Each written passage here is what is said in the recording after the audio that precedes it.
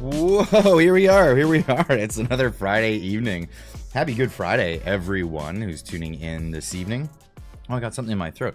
Why don't we clear that up with a wobbly pop tonight? Folks, welcome into the chat. Let's get in here. Wet my whistle here. I hope you guys are all doing the same. Late something. Yeah, that's right. Clyde late something.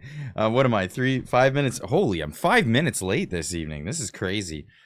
Last minute things I had to get done just in the very last. No plaid. No, I'm just wearing black today. Are we cool with that? Are we gonna be all right? I think we'll be fine. And I'm wearing a different hat tonight. Check this one out. I picked this one up when I was down in Texas. This is from a friend of mine, Texas Hellboy, waging war on cancer. That's right. We're gonna put this one on for this evening. Get that out there. Go look him up on Facebook. The Texas Hellboy project. There's all kinds of projects going on there, and it's all for a very, very good cause. So go check that out and go see what's happening. I've seen a lot of people saying, hey, I voted today. I went out there and I got out there and I voted. Great to hear. I'm glad to hear that. Get on out there and vote, because this is where we take back things. This is where we take back a lot that we've lost in a lost decade in Canadian history. But let's get into some of this stuff. Really nice hat. Thank you. I really like it. This is from my buddy Kyle down in Texas while I was down there. And when I was down there, I got, lots of stuff done. Lots of things are happening down in Texas, and I wanted to check things out and ask people some questions about things. And I still have some videos to edit from when I was down there, asking people stuff on the street, but also asking people about firearms laws, because turns out Canadians don't really know much about firearms laws across the board. They don't know what the firearms laws here are in Canada. They don't know what the firearms are in America, but they make all kinds of assumptions, some wild assumptions, of course, and it leads to a lot of misinformation that's out there. And guess what? Who are the biggest purveyors of that misinformation? Well, it's your trusty media. That's right. They're the ones lying to you, telling you all kinds of stuff. This is a great one. I caught this from Tracy Wilson on her Twitter page, on her X account, with somebody putting this out there. The Conservative Party believes this is a hunting rifle. It's a Durya MK12. Yeah, it turns out it's literally a shotgun. It looks scary. It's one of them looks scary ones. Because of I don't know, something along the lines of ergonomics and maybe a carry handle. This is where they're at. This is where they're at with this stuff. It's literally a shotgun, but if they have, I don't know, maybe an adjustable stock on it so that you can hold it correctly, perhaps a grip on it that makes it easier on your wrists. Perhaps a carry handle, things like that, makes it real scary, real scary looking. And that's where we're at now. This was a fun experiment for me. I wanted to go out and I wanted to actually go ask people in the industry down in Texas, because everybody says, oh, it was willy-nilly. Everybody just got guns. Everybody's got a gun. Everybody can get a gun. If I told you that just like Canada, convicted felons are not allowed to possess a firearm, would you believe me? Probably not, because a lot of people would tell you, no, anybody can willy-nilly, they'll just get a gun. Well, in Canada, the criminals are just getting guns anyway too. They're just getting guns. The problem is who are the firearms being taken from in Canada? They're being taken from law-abiding citizens. Get with it. This is the reality of the situation. This is what's happening on the streets. But what's happening in the stores is a totally different story. And this is why I wanted to bring this to everybody. Why don't we get into a bit of this? Because this is one of those videos. It didn't really get far. I don't know why the algorithm just did its thing. I think because I mentioned gun in the title, it did the old, nah, you can't, you're not gonna monetize this one, and we're not gonna share this one out with a lot of people. So why not go over this in a live stream? I thought this would be a lot more fun this way, because then we can talk about it in real time with all my favorite people right here in the chat. So let's get this one up here. I think this would be a lot of fun to watch. So we found ourselves here in Waco, Texas, and I thought what a great opportunity this would be to dispel some of the myths about purchasing a firearm in the United States of America. Let's go in. We're at the Freedom Firearms showroom here in Waco, Texas. GSA and Clyde went to the range. Fun. I went to a lot of ranges when I was there. Believe me, I like shooting. I like shooting a lot. It's a favorite pastime. This place looks great. Just have a look around.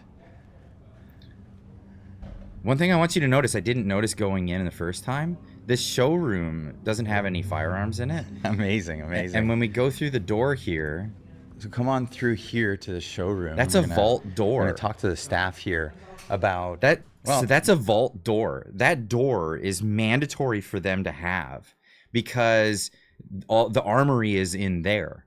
So when they shut down for the night, there cannot be a way in except through that vault door. It's unbelievable. Like they actually have like some stringent laws on, you know, making sure that these firearms don't end up in the hands of criminals. They don't end up in the hands of this or that. Safety precautions, all of that stuff. So it's really, really cool to see. So let's get into this. Just some of the procedural stuff of what it's actually like to try to purchase a firearm in the great state of Texas. Hey, how's it going? And this is the reason why I wanted to pick the great state of Texas is because everybody's like, wow, Texas is crazy. Rootin' tootin', you know, like all that stuff. Like they're super willy-nilly, man. People walking around with guns all the time. And I was like, no, let's look into this. Let's ask somebody who's actually who does this every single day, who is in charge of distributing these things. All right, and you? Good. What's your name? Tico. My name's Clyde. Good to meet you. So I wanted to kind of dispel some of the myths that Canadians have on what it's like to purchase a firearm in the United States of America, and especially this great state of Texas. So a lot of people believe that you could just walk into a gun shop and just point something out, take out your wallet, and purchase a firearm. Is it that easy? No, it's not. You literally have to have your ID card, and you have to be a resident of the state of Texas to purchase a handgun in Texas. But you have to have a, if you're from out of state, you have to have, you can only purchase a long gun. So you can only purchase a long gun. That falls under the Second Amendment. Is that how that works? Yes, and it's also by state. It's a federal law. You can only get long guns if you're out of state. Oh, okay. So if you're out of state, now what's the process? So this is something I didn't know. So if you're not a resident of Texas, in Texas, you cannot buy a handgun. You can only buy a long gun, but they also have to check the regs with your state to make sure you're buying a long gun that follows the compliance of your state. So if you're from New York, for example, and you want to buy an AR-15, they have some stringent laws and these weird compliances for guns in New York State. So they can't just sell you a Texas compliant AR-15. You'd have to buy a New York compliant AR-15, which they're probably not going to have in stock, so they probably just won't be selling you anything that day. This is the reality of it. Tina in the chat says, I'm in southern Texas as we speak. This is awesome. So you're getting to see a Canuck going down to Texas to ask about the gun laws. Process. So if I was a resident of Texas and I owned I had a license in the state of Texas, what do I do next? What is the next step in the process of purchasing a firearm? Basically, you just have to we run your background check with the federal government, and then from there they'll tell us to either proceed or they'll delay you or they'll deny you if you can get a firearm or not. So what's the typical wait for a first-time customer, for example, on that background check? How long would someone have to wait to get that check back and then purchase a firearm that day? Most of the time it's up to 3 days of, they call it the Brady law. So sometimes you get delayed for 3 days. After that, within that 3 days, the federal government can get back to us and say proceed, or they can delay you for additional 3 days. So you cannot purchase a firearm within the same day walking in as a first-time customer? Not all the time, no. Not all. Is there sometimes that can happen? Sometimes, yes. Some customers do come in, and once we do the background check, we say proceed. Okay. Have you ever had customers that come in and the background check was denied? They said you can't sell this guy a firearm. Yes. And what's the regulation behind that? Because I know there's going to be punishment for the business owner. You wouldn't want to do that. So is it a pretty heavy hand on the state to come down on firearm businesses that sell anything under the table? Yes, if it says denied and you release that firearm to that individual, yes, that FFL store they are basically going to possibly be shut down or face a hefty fine. So you could lose your business entirely. Yes, that's correct. Yeah, So it's not worth it. this is the thing. People are like, oh yeah, but they're doing some shady, like, under the table stuff. No, you can lose your license. Absolutely lose your license if you do any shady stuff. So these FFL dealers are not doing this, and this is the reality of the situation. I love showing this because people are so filled with this nonsense that they get from the news, and it's not real. It's not reality. And of course, even in Texas, they're dealing with the same liberals that are pushing the same BS constantly. And so, I come into a shop like this and I'm like, can I talk to you about this stuff? At first they're hesitant. They're like, oh, you're going to be taking me out of context. And no. I'm trying to dispel the myths. I'm trying to dispel what's going on. And they're like, oh, really? Okay, yeah, sure. Come on in. And I'm like, yeah, I'll put this up uncut and people will be able to watch it and listen to your words, exactly what you're saying. There's the other thing is we keep hearing about this thing called the gun show loophole. Do you know much about the ins and outs of what's being said about that? I mean, a gun show is the same requirement. The individual has to have a driver license. They also have to be a state resident to buy a handgun. But for the long gun, as long as they have a government issue ID card from another state, they can still purchase that long gun. Oh, okay. So what is the loophole that people are saying exists? Maybe the price is cheaper. So it's just, you just get a deal at the. Yeah. Okay, so that's the loophole.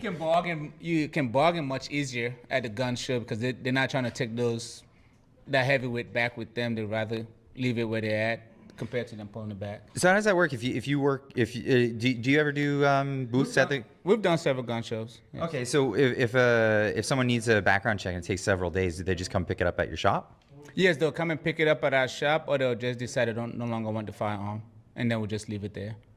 Well, thanks for clearing that up. I mean, it sounds like it's not as easy as people have been told. No. You still have your guidance that you have to follow, the rules you got to follow, And at times we do have ATF callers to double check, and like an inspection basically, call and check up. They'll do a random check to make sure we're following their rules. Well, thank you so much. No problem.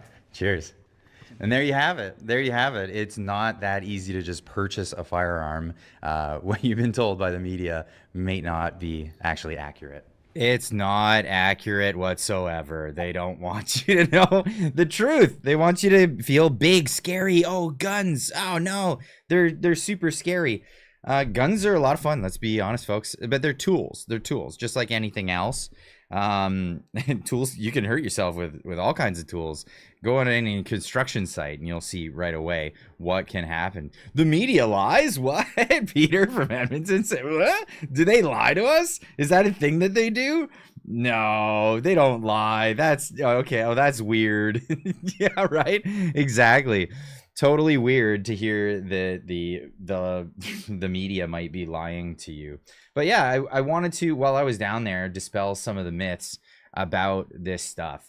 That's not the only place I went. I also went to, I went to the Republic Gun Club. That was a great place. That was a lot of fun. Got to go out and it was a really fun place because they had a range there. We did a lot of shooting there. Did an interview there as well. You can go check that out on the channel, where I did another interview at that place with the lovely lady who runs the joint, or who was running the joint that day, and she filled us in on more of the same information. And it's like it's one of those, okay, can't just take one guy's word for it. Let's go and ask many people about the laws in America and what's going on. when everybody gives you the same answers, you tend to believe that that's what's actually happening. These are people that actually, they put their whole career, the whole livelihood is wrapped around the sale and purchasing and selling firearms. So I think they would know a little bit more about this stuff. So yeah, just throwing that one out there. Great place if you're ever in Waco, Texas. Definitely go check out these two places. The Republic Gun Club is fantastic. You can go shoot guns there. They have rentals, as you see here. As I'll just play this little bit because this is where she's talking about that. Come in, we check safety waivers are filled out back here at our counter.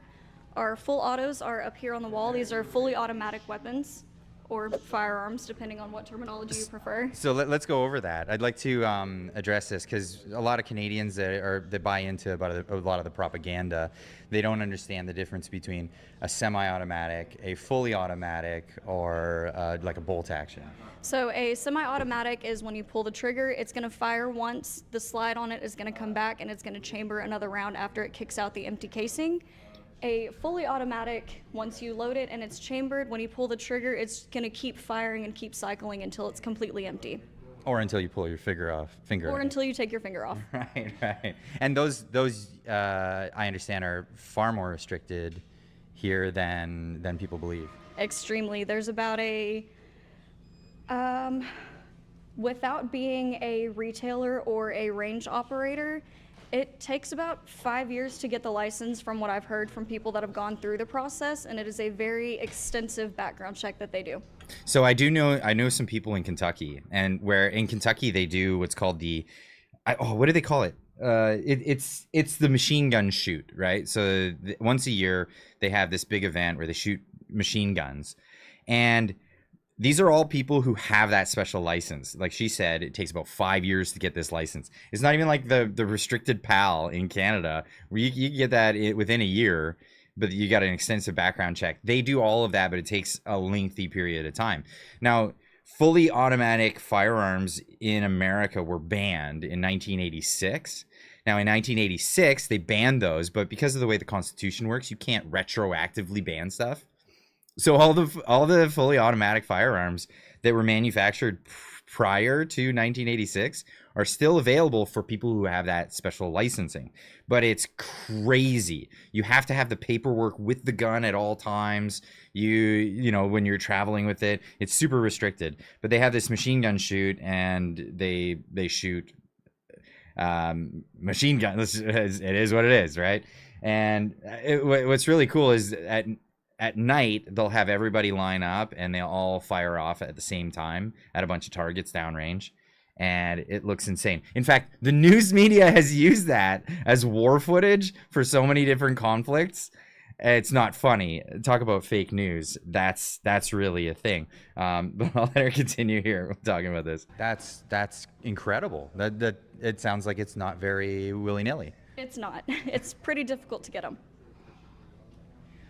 So a lot of people would ask. Mitch Plus in the chat saying Kentucky Ballistics is awesome. He is really awesome. I watch his channel quite a bit. If you haven't noticed, I am a bit of a gun nut. I love guns. I love firearms. It's a fascinating thing for me, and it's just something that I love. Mr. Roscoe Pico for $10 says, in Canada right now, if you were to shoot someone when you are licensed, you would be in jail for much longer than if you shoot someone without holding a license. That's interesting. It's like one of those you should have known better clauses in the law. That's a thing. But that's the thing. This is where it's like, wait a second, what? You go to jail for longer when you're a licensed firearm owner. The possession and acquisition license means you're legal to possess and acquire a gun. But if you don't have a gun, wouldn't that be another charge? Having illegally owning a gun, illegally possessing a gun, that's crazy. But that's the crazy Canucky world that we live in right now. That's where we're at. Let's hear this. What does AR mean for AR-15? Is that the automatic rifles that everyone talks about? No, so a lot of people refer to them as assault rifles. The name actually is Armalite rifle. It's just a platform.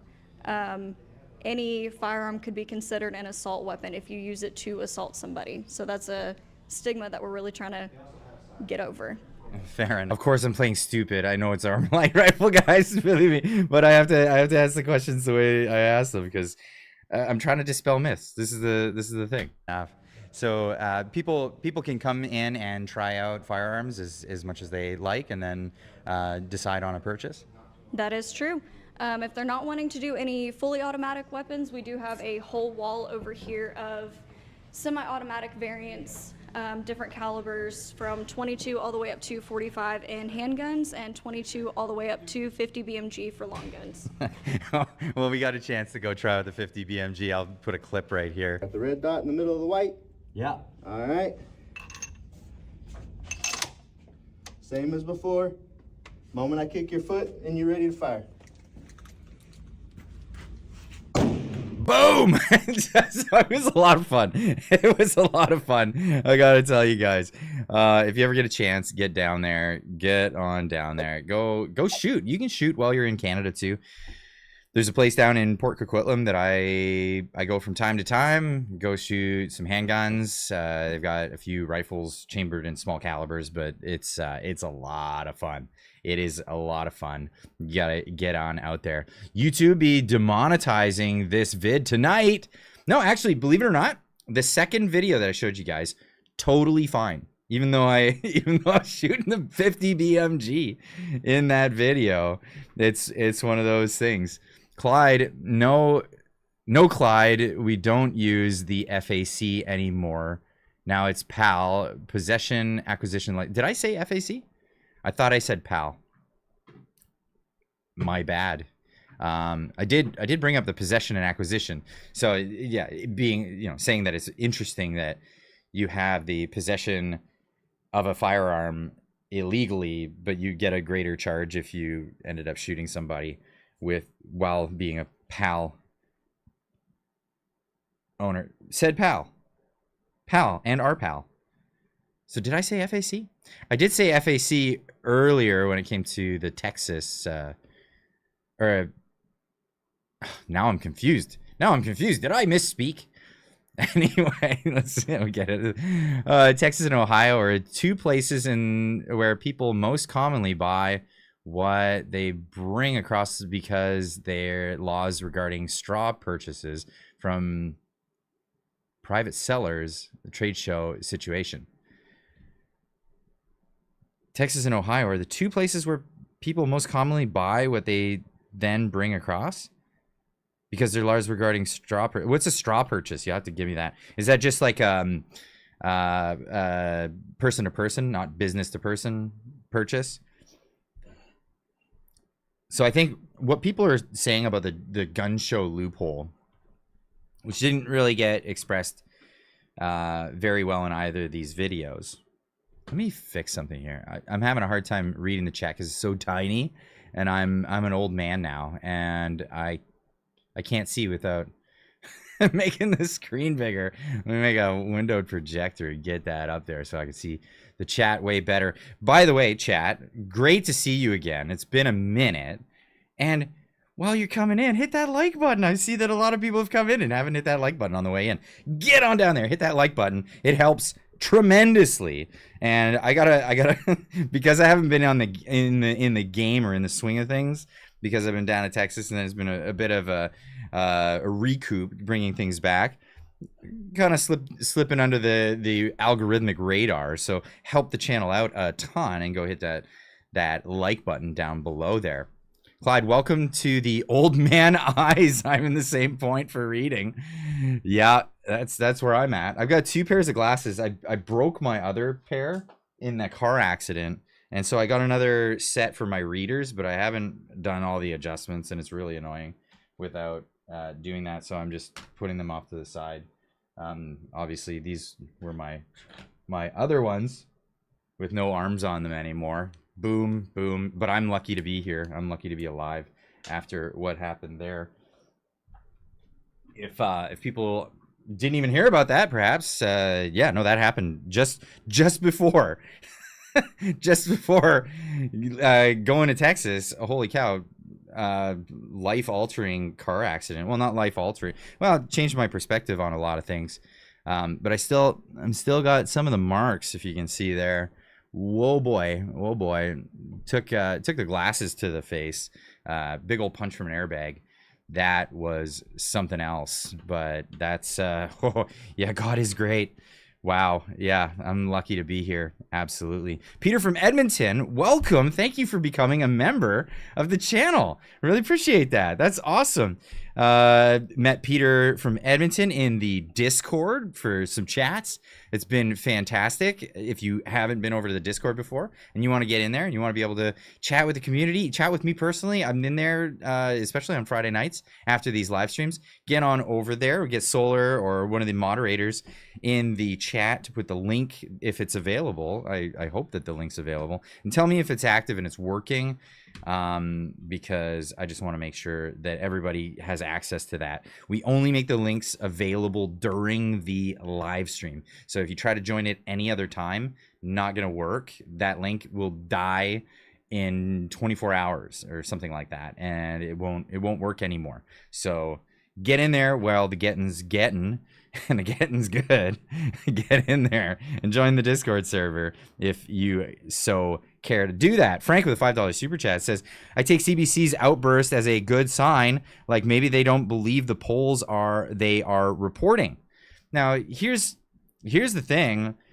I tend to believe the polls for a lot of reasons, and this isn't like me blackpilling or anything like that.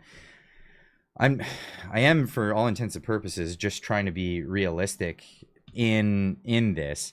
Now, some of the polls may be skewed, and I'll definitely admit to that for sure.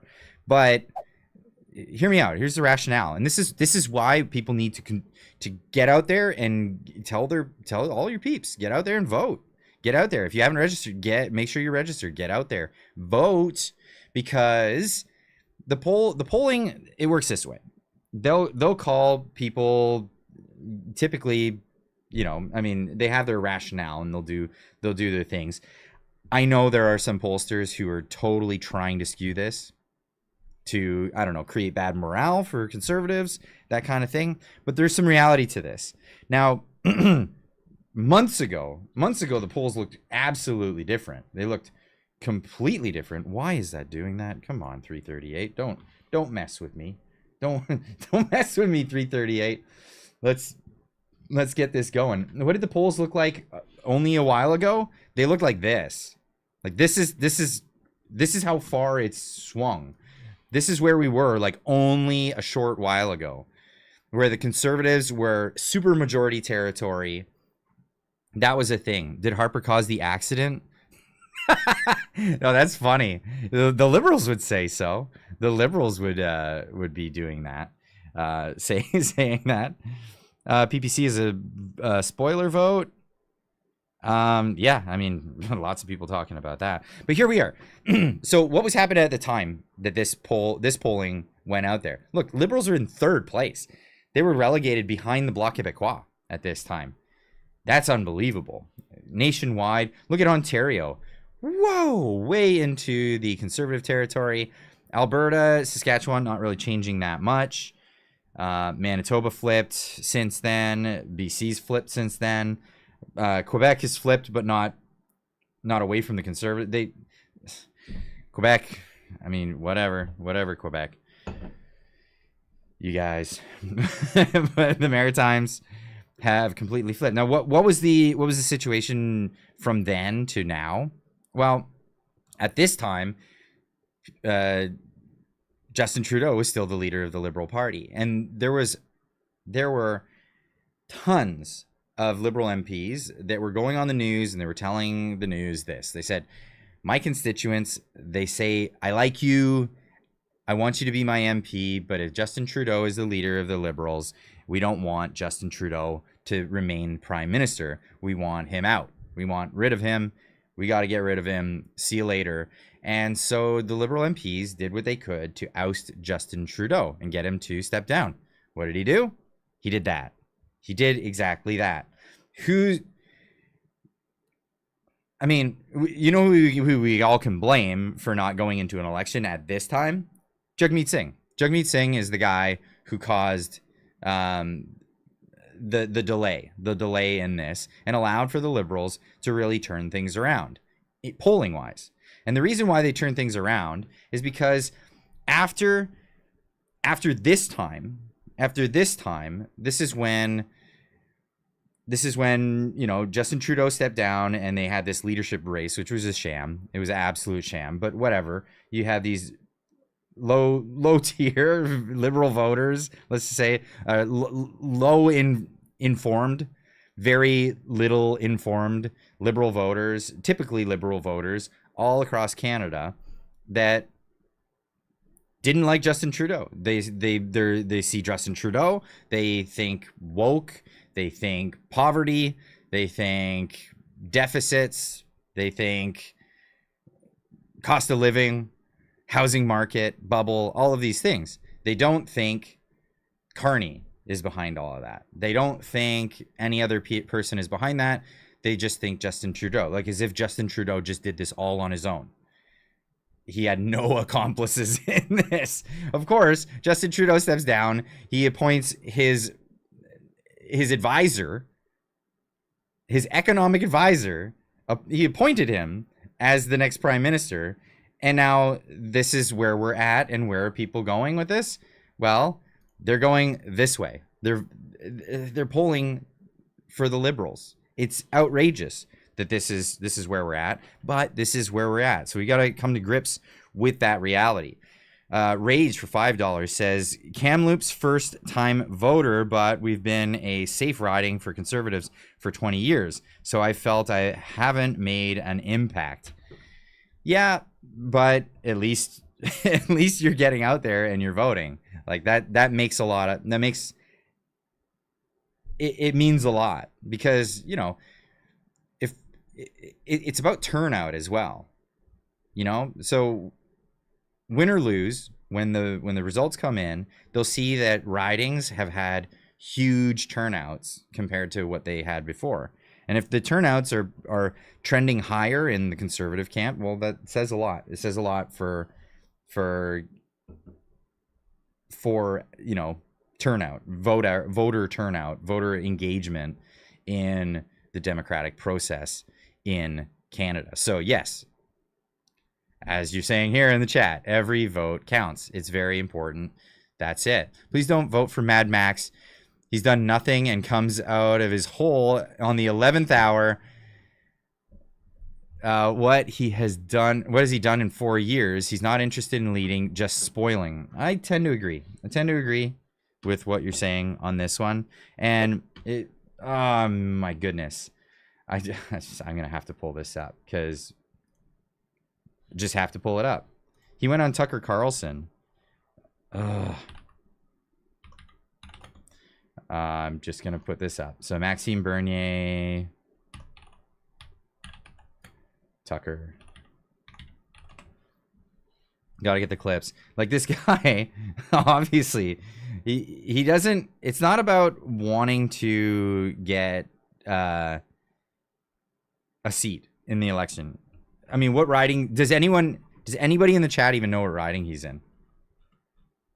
Like, I don't think most people don't even know what riding he's running in. I don't know if he even mentions that at all in all of this stuff. But what does he do? He comes out and he says all of this stuff. Here's, pop this up on the screen. So at 9:19, Pierre is a fraud. Can I just click the link and it just takes me there? The Conservative Party, like the Republican Party here in the US, but they're not conservative. They're conservative in name only. The Pierre Poilievre. Pierre Poilievre is the leader of the Conservative Party. He seems like a true fraud to me, like a pretty sinister fraud. But, he's doing a campaign against Trump. They don't want to do a campaign to help Canadians and put our country first. Now it's... So, I mean, that's not actually true. The campaign against Trump, that's a liberal thing, and I think it's a mistake for the conservatives to have capitulated to this this whole let's have Trump be the boogeyman thing. But it's what they did. They're not campaigning against Trump. It's the Liberals that are campaigning against Trump because they have nothing else to run on. Jackass Whiskey and Pinto Beans for 5 says Carney and Poilievre are the same animal, beholden to the same master. I disagree with that, but I mean, you have every right to have your opinion in this. And of course, Max, yeah, having this stuff to say. It's all about, the tariffs, and, we need to do counter tariffs. But that's killing us. How Because about stopping immigration from India and Pakistan? Is that even first, please, yes, first. That's. But that's not even a consideration. No, they are pandering. They are pandering. They are pandering. So Max Bernier, the absolute lovely irony, calling out people for pandering. This, but whatever. The liberals and the conservatives are pandering to these ethnic communities for votes. So that's why they don't speak about ending mass immigration. Actually, Poilievre said we need to have 250,000 foreigners a year, plus international students, plus temporary foreign workers. So, I mean, it's just a lie. It's just a lie. I could search this up. Why don't I do this? Pierre talks about mass immigration just on Twitter. Pierre mass immigration. I mean, it's not that hard of a search to find out for this. Pierre Poilievre supporting mass immigration for 3 minutes, cutting the clips. It's very simple. If you break our laws when you're here as a visitor, we kick you out. I don't know how anybody can disagree with that. If someone shows up in our country claiming to be a student or a temporary worker and they start firebombing coffee shops, bakeries, synagogues, or any other place, then they need to be immediately arrested and they need to be deported. I mean, what do you think when he says that? Like, oh no, he's totally for mass immigration. And that's only one example of it. I mean, just keep scrolling, you'll find more clips. I know he's said this before. Oh, yeah, Max clip. It's not hard to find. There's Stephen Harper.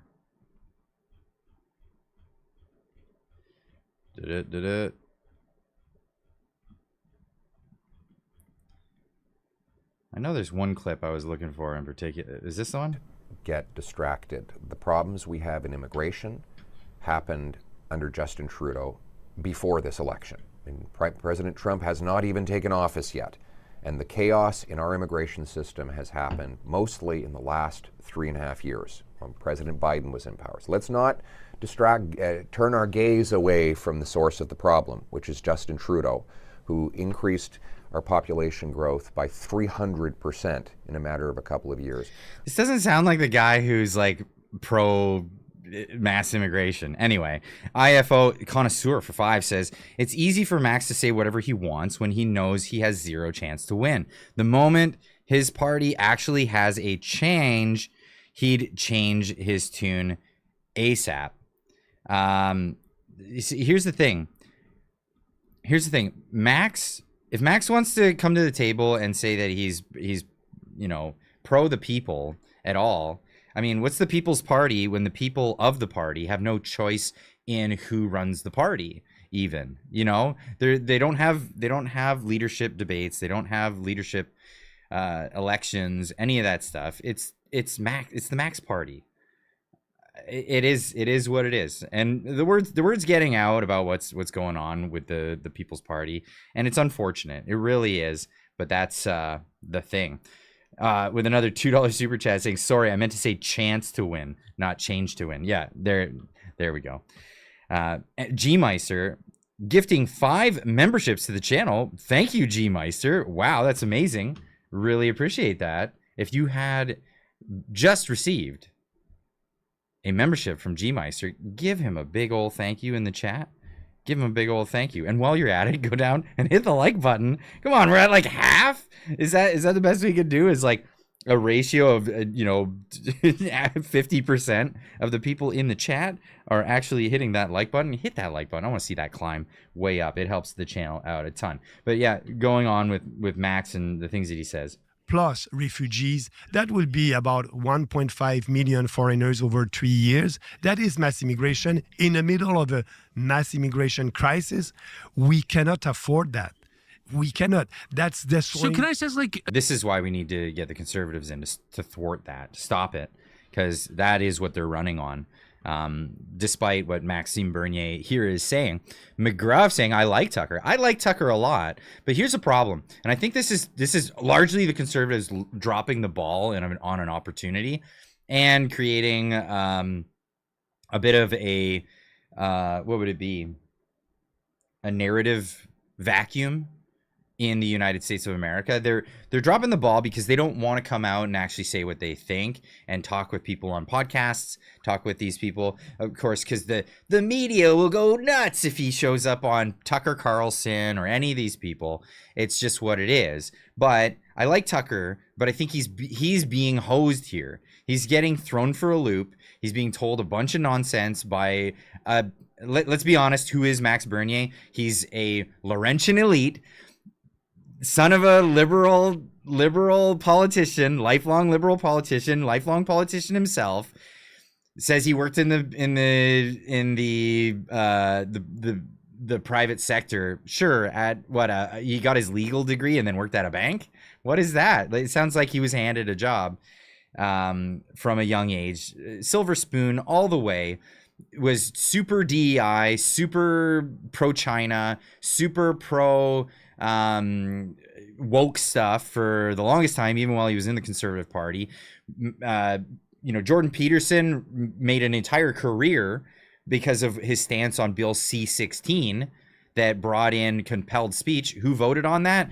Well, Maxime Bernier voted on that. He voted yes. He voted for compelled speech in Canada. This is the reality of the situation. So I think Tucker is being really misinformed in this situation. And like I said, I like Tucker a lot. I just think he's not seeing the picture clearly because he's got a snake salesman in front of him, snake oil salesman. Jilly Beans for 5 says, lost all respect for Max Bernier when all he was doing was attacking Pierre when the leadership race happened that ousted O'Toole. But bye-bye, Max, go away. Yeah. And yeah, I mean, people were happy to see O'Toole go away too. But yeah, bye-bye, Max Bernier. He seems to just be on a tirade trying to thwart the conservatives from ever winning. And even Carla Treadway, she was on the show the other night.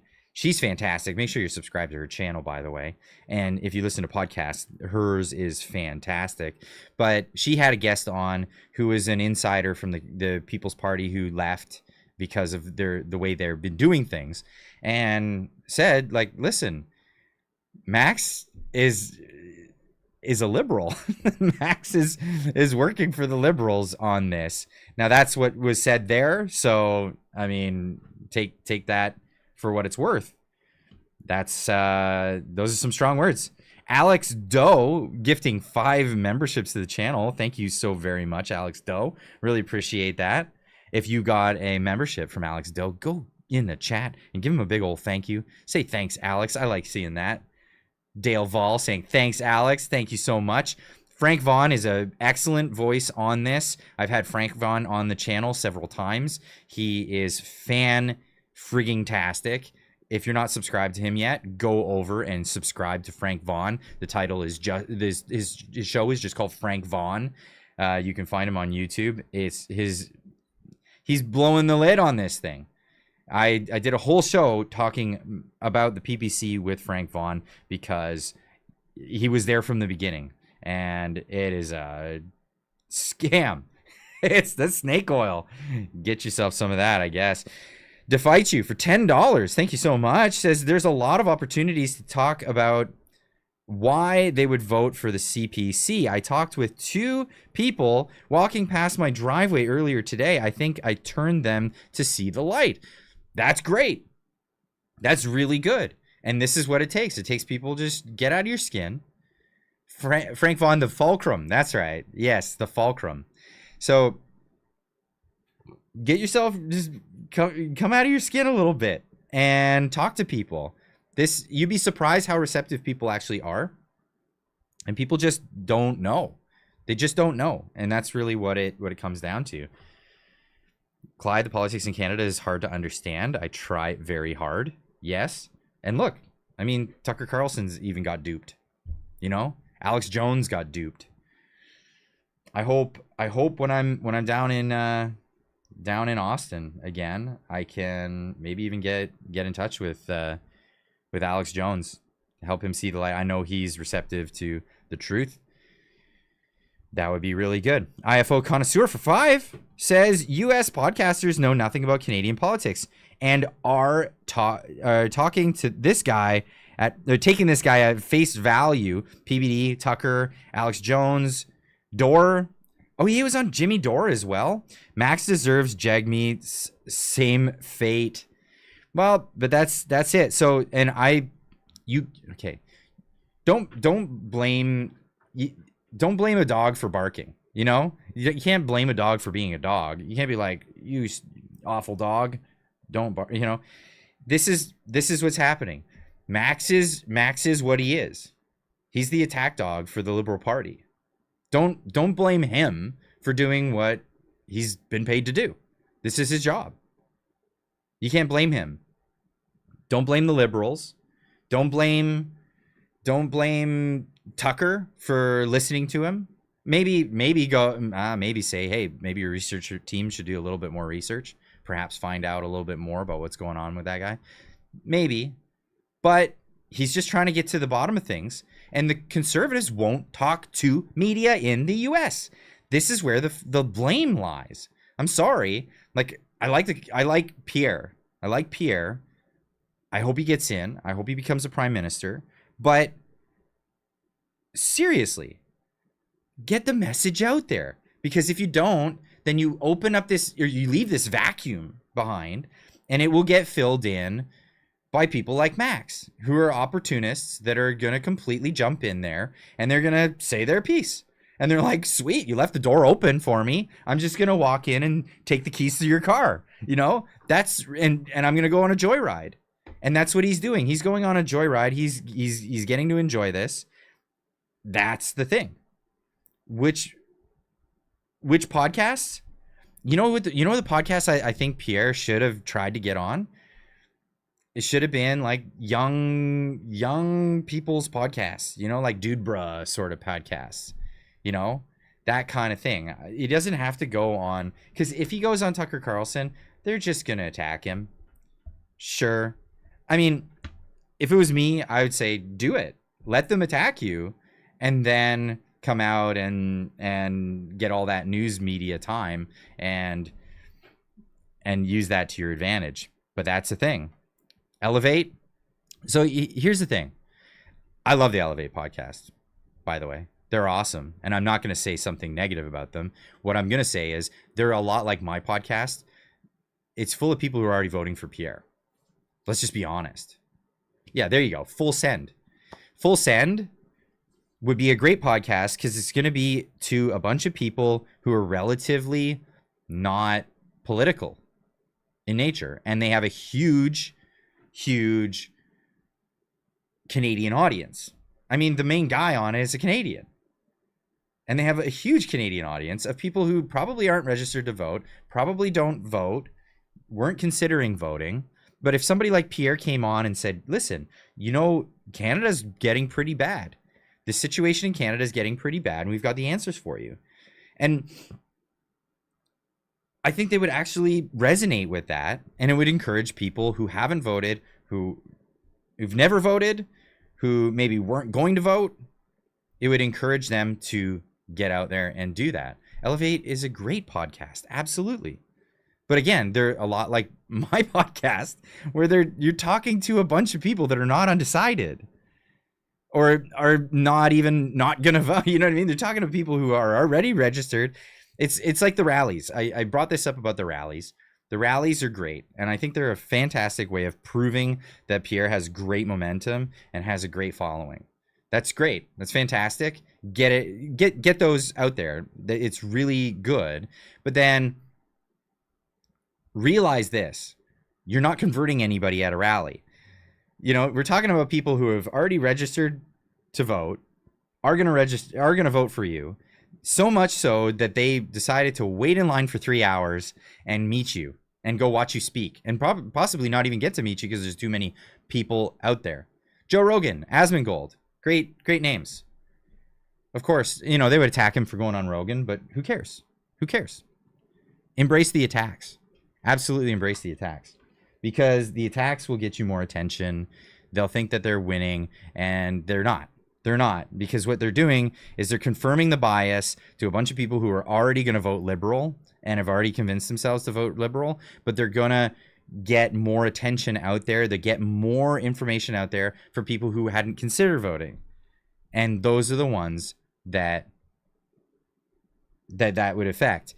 IFO Connoisseur for 5 says Pierre should go on JJ McCullough's podcast.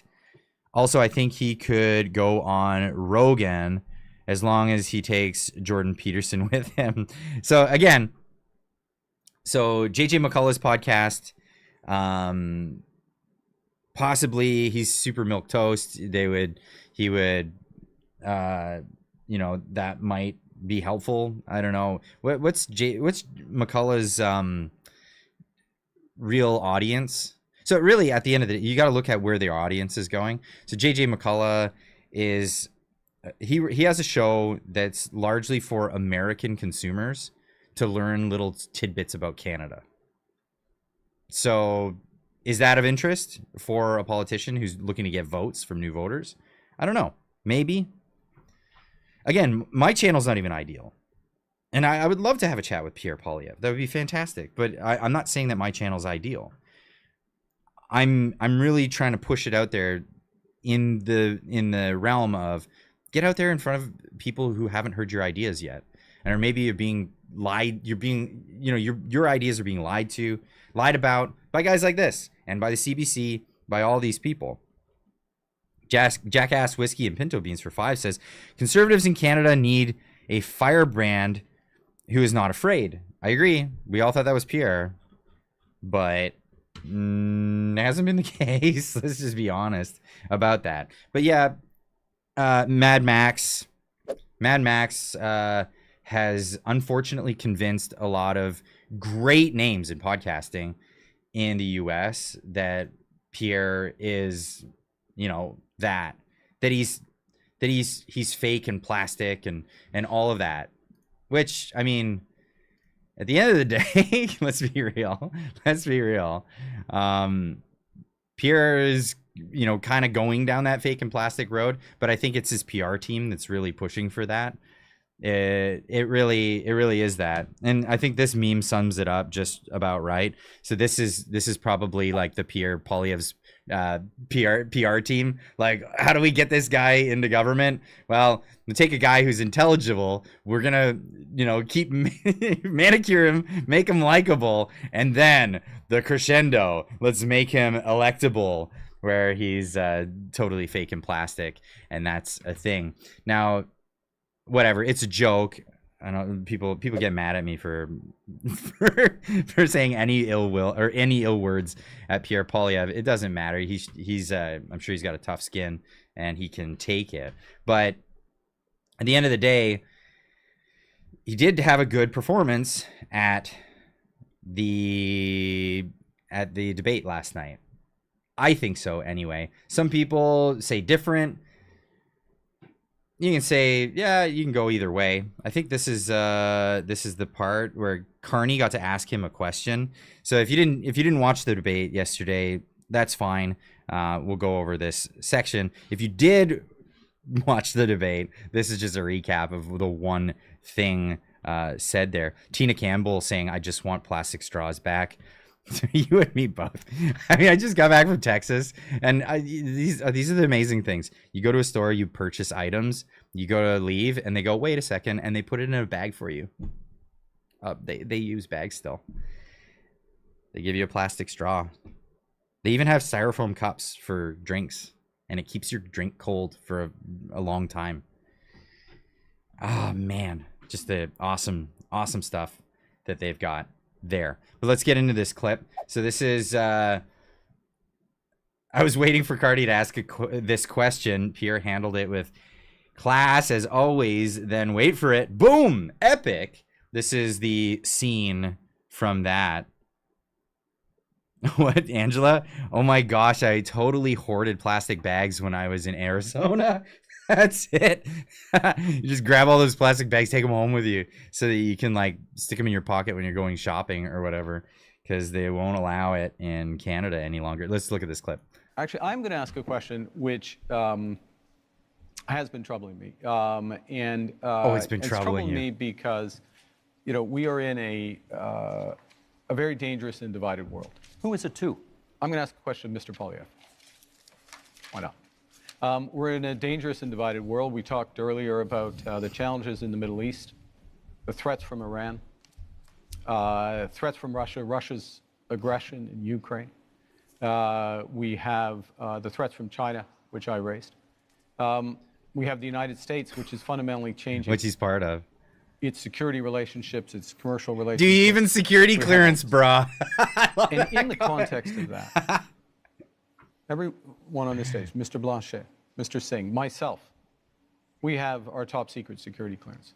We have our top secret security clearance. I got mine within 3 weeks. It wasn't hard, but I felt it was important that I had it so I could be in a position to be informed about that dangerous world and take decisions at.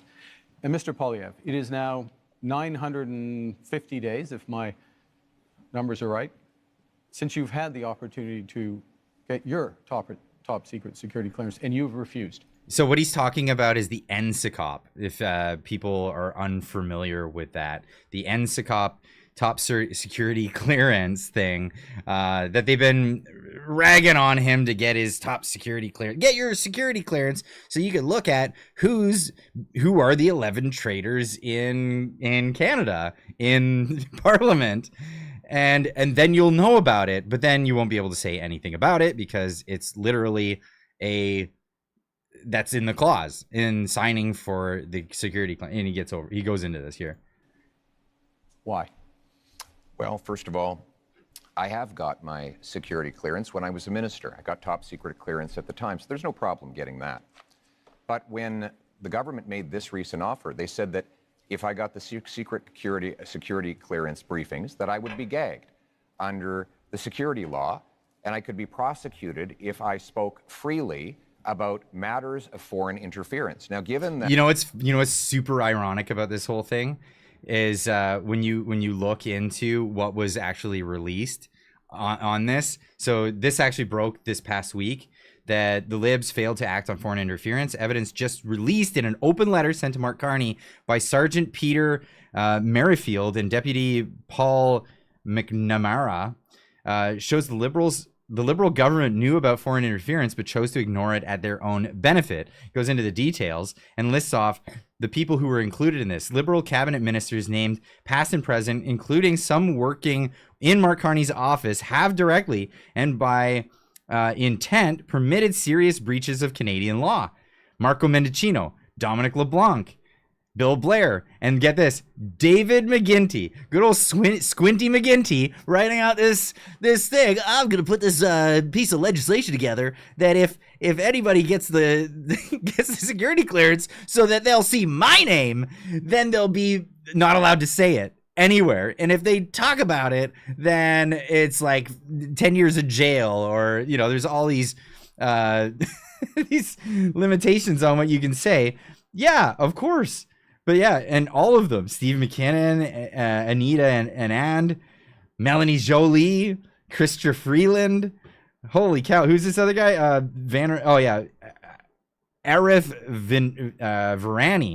Virani. Who's he? He's the guy who put together Bill C-63. Yeah, the like squash your civil liberties and get rid of free speech in Canada bill guy. These guys are all implicated in this, and it's good that Pierre never got this security clearance because he can talk about it, and he's allowed to talk about it right now. This is amazing. That Canada has experienced Chinese interference by Beijing, the government of China, in 2 consecutive elections.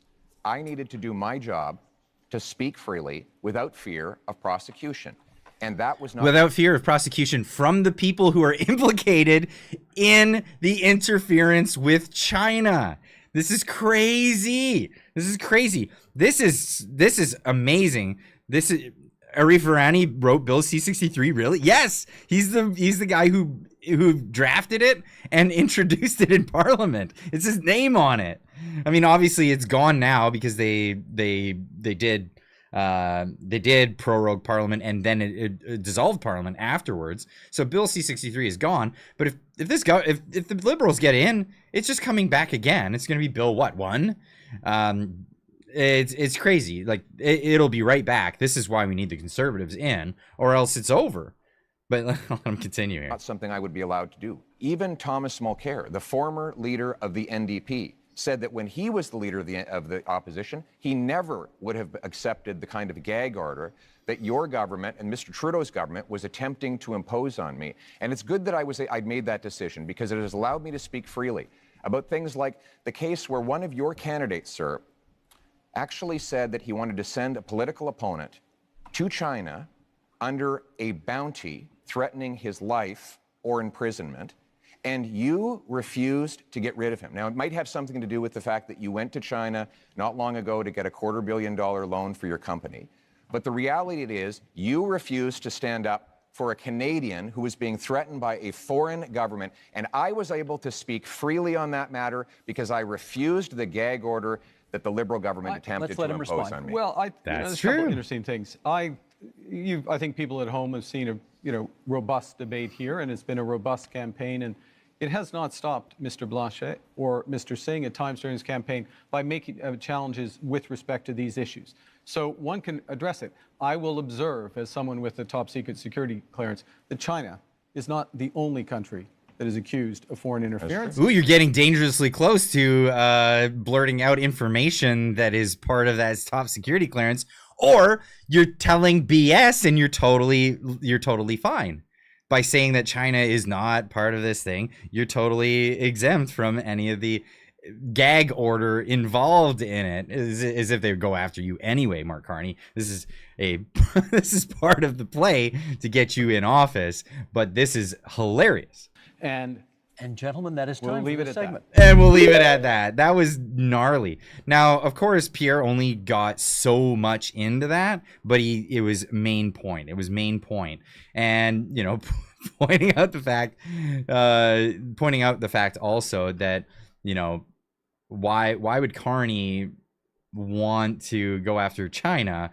Of course, he's probably compromised himself, given the fact that he owes $250 million to them. He just took out a loan for his own business. But that, I digress. We'll get into more of that if you'd like. Nux for Cup for $20. Thank you so much. Says, when Carney set the campaign for the minimum of 5 weeks, it killed the idea of podcasts. They decided to use their funds to travel to as many cities as possible. If it was 7 weeks, we probably would have seen him on podcasts. Sounds like an excuse to me. I mean, really, it doesn't take much. You're in a town where the podcast takes place. He's done podcasts. Like, he's been doing podcasts as of lately. And I commend him for it. He did the one podcast. What was the name of the channel that he did the podcast on? This was the Knowledge Project podcast. Great thing. I thought that was fantastic that he went on this podcast. Really, really good. And it was great. And I hope it got out there. I hope it got out there to enough people that they actually saw it, because this is the kind of podcast that he should be getting on. Right now, he went on another one with some lady who's running a podcast. Who is this? Camila Gonzalez. Who's she? Right? And not only that, like, they just put together a YouTube channel just for this and hasn't published anything since. Believe you, I've been keeping track of that, and I'm gonna keep track of that, because this one just felt so inauthentic, inorganic. But I'll tell you what, when he was on the Knowledge Project podcast, that's a mouthful, I think it was good. I think that was a good showing, and so he does have time for this stuff. He just, the campaign strategists not really the best. But I mean, I'm as Alex Zoltan said, you're whatever, Sunday morning quarterbacking, whatever. That's a thing. It's an opinion. Jackass Whiskey and Pinto Beans for 5 says, I don't believe that Canada has an intelligence agency. It's just info passed on from the CIA and the NSA. That's incorrect. There's intelligence agencies in Canada. The RCMP is an intelligence agency. CSIS is an intelligence agency. They both are. And they both work with CIA and NSA on a lot of things. Or they're meant to, or they're set to. But it's largely because the CSIS and the RCMP they operate at the, what do they say, the pleasure of the Prime Minister. That's where things become squirrely. They become not good. It's that's not a great thing, because obviously there's agendas there. Clyde, do you think he might, what was that? Do you think he might do a legacy media interview? Yeah, he did one with Brian Lilly just recently. A sit down with Brian Lilly. I think I could pull that up. Brian Lilly.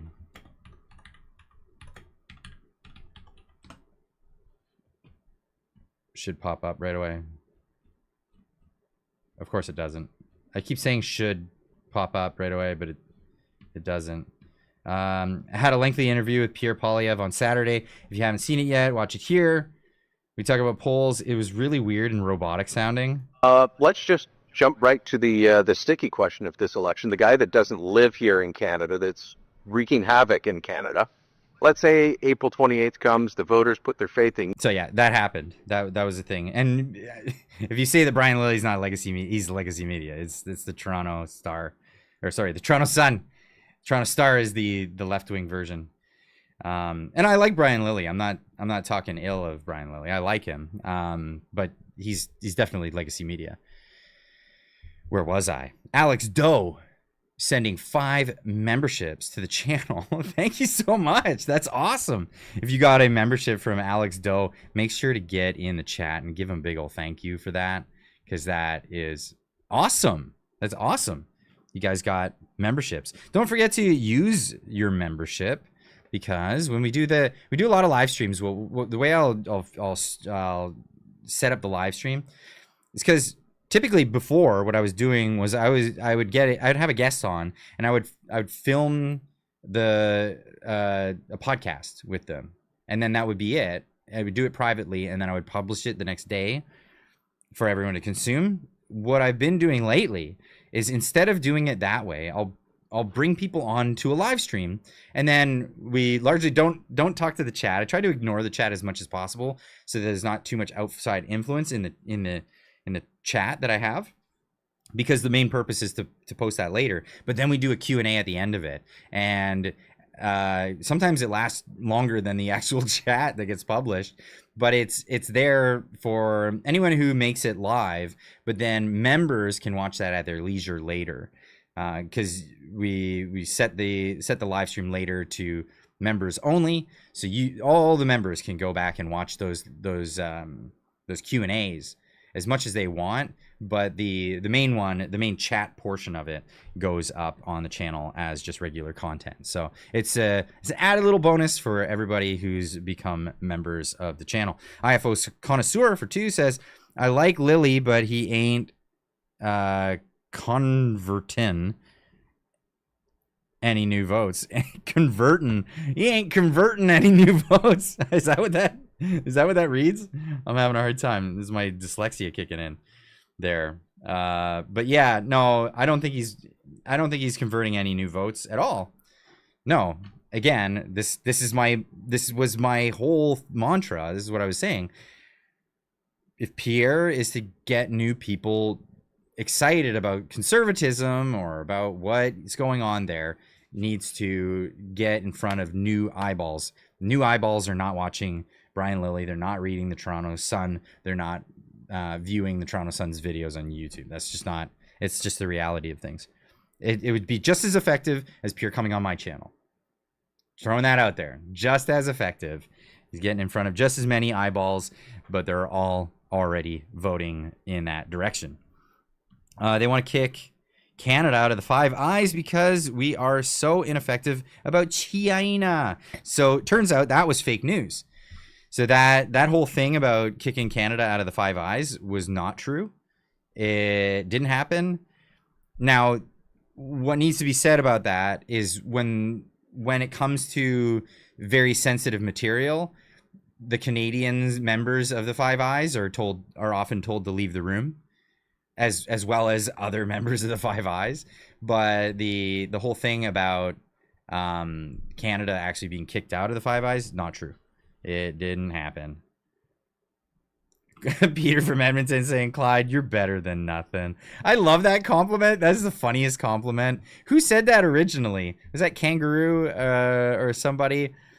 It cracks me up every time. Clyde, you're better than nothing. Thanks, man. We have 2 days worth of ammo, but crap load of frozen hockey pucks.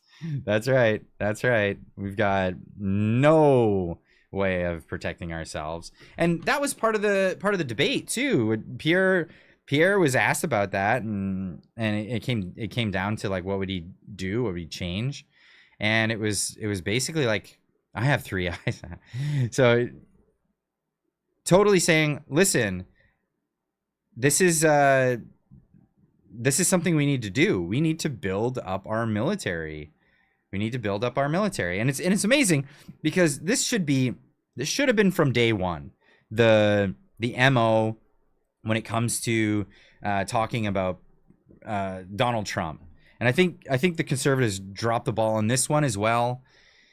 They dropped the ball on a lot, and they're still doing pretty good. So I'm glad for that. I'm glad for that. But like, come on, their campaign strategists are just awful. Dropping the ball on this one. Don't come out and say Donald Trump's tariffs are unjustified. That's ridiculous. It's absolutely ridiculous. And in fact, when he was on this podcast, he talked about the tariffs. Where is the section about the tariffs? Let me find it. Because, yeah, tariffs response. Is that in the... There we go. Tariff response tactics. I want to Bam. talk about what's on everybody's mind, tariffs. How should we respond to the U.S.? Is tit for tat? So I like this because this is the most intelligible response that I've heard from Canadians, from anyone on the Canadian side. You had Trump on? No, I didn't have Trump on. What are you talking about? That'd be awesome. That'd be fantastic. But this was the most intelligible response that I've heard in the entire campaign from anybody. And it was done on this podcast. This is why I say get on the podcast, because once you start riffing with real, talking about real things in real context and not just rallies and slogans and whatnot, you get to say some really great points. Here he goes. The right approach in a situation where one trading partner is significantly larger than the other. I do think you need to retaliate, because if not, there's no deterrent value. The offending country, in this case, it's the U.S. administration. Do you catch that? We need to retaliate because it's the deterrent value. It's not this like bolster. He puts it in more context right away, immediately, and then explains it. Needs to know that there's a cost for its producers in tariffing Canada. So I do believe in retaliating. On day one, what I would propose to the president is, let's put the tariffs on ice. Let's sit down and renegotiate the CUSMA in a very quick turnaround. And in the meantime, let's be tariff-free. No chaos, no market ups and downs, end the daily stock market drama. No tariffs for, let's say, 100 or 120 days. Let's try to get a deal. Guess what? Donald Trump did that for all the countries that did exactly this. So this is, and he didn't, not 100 days, he did 90 days, 90-day reprieve on all the countries that came to the table and said, yeah, we're happy to negotiate. 90-day reprieve. Guess who didn't get that 90-day reprieve? 2 countries, Canada and China. Sorry, I just had to do it. But yeah, Canada and China. Those are the only 2 countries that didn't get a reprieve. Why? Because of this hard-headed, bolsterous sort of attitude that's been happening out of Canada. Like, give me a break. I can't buy whiskey, American whiskey, at the liquor store. Stupid. In that deal, I would seek a permanent end to the tariffs, protection for our sovereignty. The things that I would put on the table as offers, I would make sure they're all things we can pull back immediately if the president again breaks his part of the bargain and starts tariffing. Kathy, you're absolutely correct, because of Carney. Carney wants this. Carney is happy to keep this thing going. And I think if Pierre was to have this message going forward from day one, a lot of people wouldn't have been turned off. I think a lot of people wouldn't have been. I'm going to be honest. I was very turned off when he came to the table and he was just like, blah, blah, Canada's strong, blah, blah, can't, elbows up and all this junk. This is a more nuanced thing. And yes, it's Carney's fault that we're in this, because Carney's the one in charge. Us again. There are some things that I think most Canadians would be comfortable offering. For example, if you poll, most Canadians want to rebuild our military anyway. So this is not something we need Donald Trump to tell us to do. We can do that. And what we can offer the Americans is that the more they trade with us, the more powerful our economy will be and the more national defense we can fund. And I will put that defense money into the defense of our shared continent, which is, I think... This would have been the perfect response. Hey, you know what? We're in this situation because of the Liberals. We need to get the defense going. What do you think one of Donald Trump's demands is? Start defending yourselves. Don't rely on the fact that we have this giant military. We're subsidizing you just in the sense that you don't have a military. You got 2 days worth of munitions if somebody were to invade you. You crazy? You crazy? And this is amazing because he's responding to it in an intelligible way. What they really want. They're saying, enough of this situation where we protect your Arctic waters and your Arctic skies. If you want to be... we want to be your partner. We don't want to carry you. Yeah, exactly. So do your part. And Canadians agree with that. And I think we can offer that. Our 2 countries can build the hardware of defense together in ways that are good for both of our economies. That is a thing. So believe me, when I went down to Texas and I was doing a lot of shooting because I like shooting, this was a thing that was being discussed. The tariffs are an issue for Americans right now because you wouldn't believe it. A lot of munitions are produced here in Canada. Yeah, I know those same munitions that we're not allowed to have access to, that the Americans can get access to, they're made here. So this is a big problem.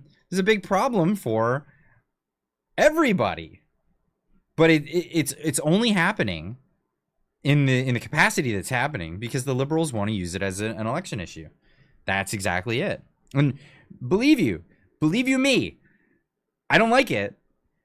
And if Canadians realize that the Liberals, legitimately, the Liberals were using this and drumming it up worse, making it worse, and all of the layoffs that have been happening all over Ontario and in different provinces in Canada, all of those layoffs were for one reason and one reason only, so that Carney could run his campaign and get more support by talking big and bad.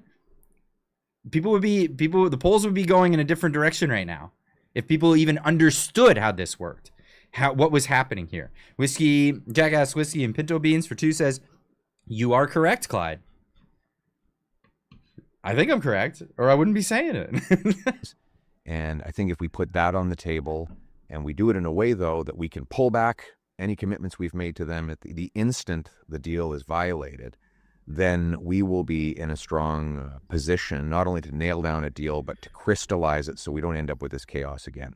How do we become... And we have to realize that Canada is not going to get a great deal, at least for another 10 years, because the Liberals put us in a weak position to negotiate, period. We don't have pipelines going to the Atlantic or the Pacific Oceans. We don't have a lot of infrastructure that if we would have gotten on this 10 years ago, we would have in place today. This is the reality of the situation. We're not in a good, strong position to negotiate. We will be in a good, strong position to negotiate once we get that stuff happening.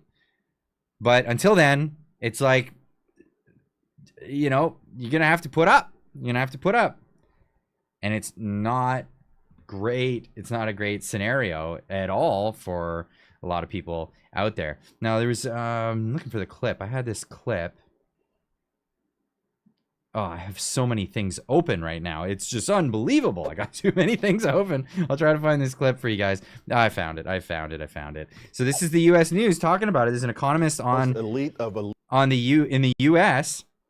I forget this guy's name. He's a main staple when it comes to economic stuff on U.S. media in the news for a long, long time, and he makes a lot of sense in this clip. In I have a message for the Canadian people.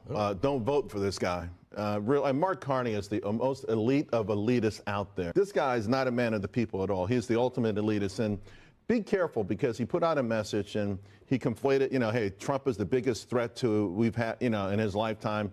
Thinking about all the things that have threatened humankind in his lifetime.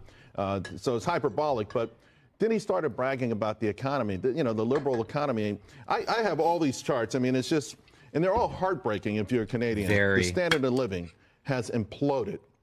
You look at the investments, right, or where the jobs are. Almost all of it public sector, little private sector, and self-employment, none. There's no real business opportunities there. OECD predicts the worst economies for the 2020 to 2030 at the end of all 36 countries, Canada. So, I mean, be careful. You've got to. That bad, yes. That bad. It's horrific. It's horrific. And what's crazy is, like, and you hear this, the host here. That bad? Really? Is it that bad in Canada? It's that bad. People in Canada don't even realize that it's that bad. It's crazy. Americans, of course, don't know how bad it is here. They have no idea. And this is crucial. And this gentleman is laying out facts, spitting facts. Canada's got to shed this awful liberal party. It's not just Carney. Carney's just one portion of it. Carney's terrible. Like, let's not be coy about this. Carney was the Jiminy Cricket of Justin Trudeau, right? It's the little voice on his shoulder telling him to screw Canadians over. He was the one he wrote an op-ed about why the Emergencies Act needs to be invoked during the Freedom Convoy, and why they need to go so hard. And he was the guy behind the idea of freezing bank accounts. It's unreal. So yeah, this guy is spitting facts. This country needs a reboot, right? Which means that Canada's vulnerable.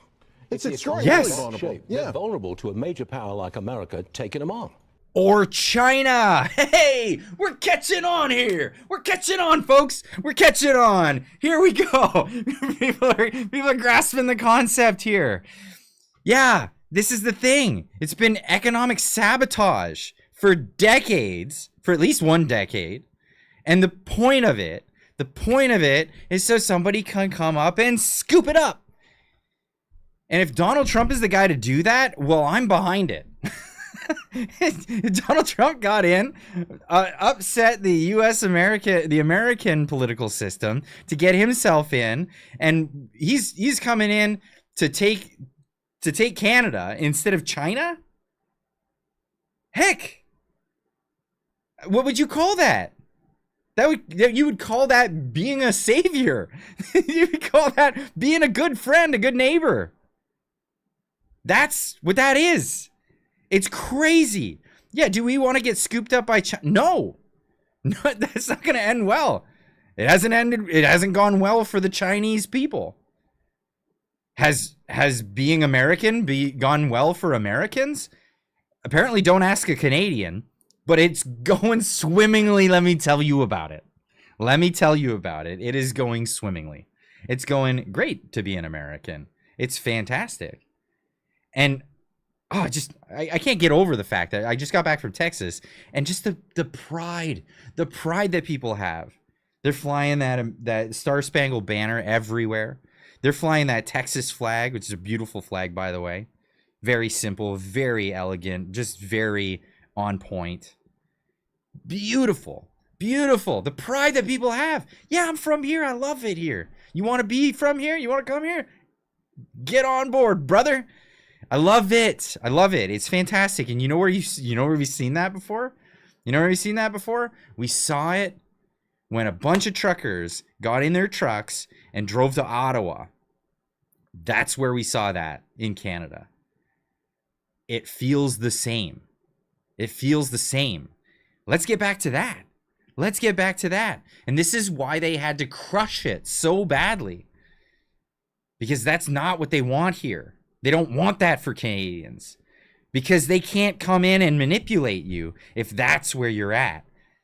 So that's why they had to crush the Freedom Convoy. And they had to set an example of those people. That was the point of that. Whiskey Jack has some pinto beans. Did I get that in the right order? I don't think so. For $5 says, it's the sprawling waste of federal spending. Big government is never your friend. No, they're not. They're not your friend. They're not your friend. They want to crush you. Sure. And we're friends. Again, this is reciprocal. This is like, hey, okay, you want to protect your dairy farmers, and they, for whatever reason, they supersede everyone else. I love that statement. So this is the one that really caught me, that this guy understands what's happening in Canada. Most people don't even know about that. And obviously this guy, he works in markets. He knows economies. He knows markets. He knows them at scale. And he said that statement, and I have to rewind that so you can hear that again. Okay, you want to protect your dairy farmers, and they, for whatever reason, they supersede everyone else. For whatever reason, they supersede everybody else. Because at the end of and I've been saying this for weeks. I've been saying this for months. The dairy lobby's got to go, or at least be exposed. Because what's happening there is, holy cow. Really, at the end of the day, like, let's go back in time. Let's bring it back to what, 2024. Trade negotiations with England, the motherland. We got the royalty on our coins and our money. We're still connected to them. We're doing trade negotiations with them, and they walk away from the table. The British walked away from the table with the Canadians. Why? Because they wouldn't move on dairy. They wouldn't move. They were like, nope, it's a non-starter. It's not negotiable. Our deal with dairy. It's unbelievable. 250% tariffs on dairy. And people say, oh, yeah, but they got this cap and trades, or they got this, they got, what is it? It's you get exemptions if you get put on the quota system. Well, who gets the quotas, folks? It's 2% of the market. 2% of the market are the quotas. And who are they given to? They're given out to cronies at the right at the Ottawa level. And they're given out to their buddies so that they can have way cheaper dairy coming from other countries, mainly the United States, which they tell us is dangerous because they use chemicals. They don't. But if it's so dangerous, why is it that they get an exemption for their crony friends, and then they put it on the market and they don't even label it American dairy? Not so great. Angela Cordoso with a $10 super chat. Thank you so much, Angela. Says, just checked Election Canada's election rules. It says they provide pencils, but you can bring your own pen or pencil. Bringing your own pen will not invalidate the ballot. What if I bring a Sharpie? This would be a terrible one. It's a silver Sharpie. Yikes. That might invalidate it. Good to know. That's actually very good to know. $8 for a 4-liter of 2% in Manitoba today. Unreal. Unreal. That's so unbelievable. This guy gets it. And I'll go back to that point. Sure. And we're friends. Again, this is reciprocal. This is like, hey, okay, you want to protect your dairy farmers, and they, for whatever reason, they supersede everyone else. Supersede everyone else. Again, superseding. So we're not going to even bring that to negotiations. And because of that, we're going to get trade barriers and restrictions on other industries from Canada that trade into the United States. What about all those people? All those people, they're going to be put out of work just so the dairy lobby can keep doing their thing. And I love the fact that he knows this and he's put it on blast, and he said it in just a very elegant, short, brief way, but that's what it is. Why is it that the dairy farmers are getting this leg up on everybody else? Everyone else is going to suffer for a small group of people because they have political influence, and it's a third rail in politics. That's why. Else, negotiate with the Trump team, but this sort of saber rattling. But I will say this: they do have a friend in the American media. And my emails this morning, I get one from Fortune, and it says America's war on Canada. We didn't declare war. The article, you can't find that anywhere in the article, but that's where they headline it. Maybe it makes you open an email, but again, this is the kind of stuff that's happening out there. It's really, this is a heartfelt message to Canada and people up there. It's time to turn your country around. Time to make Canada great again. Time to make Canada great again. Love it. Love it. What a great clip. What a fantastic clip. And that's where we're at. That's where we're at. And who's working on this? Who's out there helping out, trying to get things going? Well, is it this guy? This guy? Anybody know who that is? Southern man don't need you around anyhow is the quote. Here's Mark Carney. Thank you, Neil, for your support. Keep on rocking in the free world. Keep on rocking in the free world. Where's the free world? Hint. It's also where Mark Carney moved his company. To the free world. That's right. That's right. So Mark Carney, he comes out for Mark Carney, says, Mark Carney, I believe you're the person to do it. I believe you're the person our country needs. Our country? Who are you, Neil? Where are you? Our country. You're the person our country needs to lead us through this crazy situation and bring us out the other side as stronger, smarter, more resilient Canada. Our core values of caring and fairness and generosity intact. What? Is that our core values? Along with our souls. Without a doubt, you've got the chops to get it done. And man, you got the guts to take it on. Where do you get this from, Neil? It's a heavy lift for sure, Mr. Carney. But I, for one, am with you all the way. Peace. Neil Young. Neil Young. Neil Young. What a loser. Neil Young has had too many seizures. Yeah, that's right. Is this his new song? Neil who? Is he on Basalt? Oh, you guys are hilarious. Boo Neil. He hasn't lived in Canada for like 40 years. Core values of socialism, taker, not makers, free stuff, etc. Like I said, Neil Young is a tool who got rich off his success in America. Hey, whoa, there we go.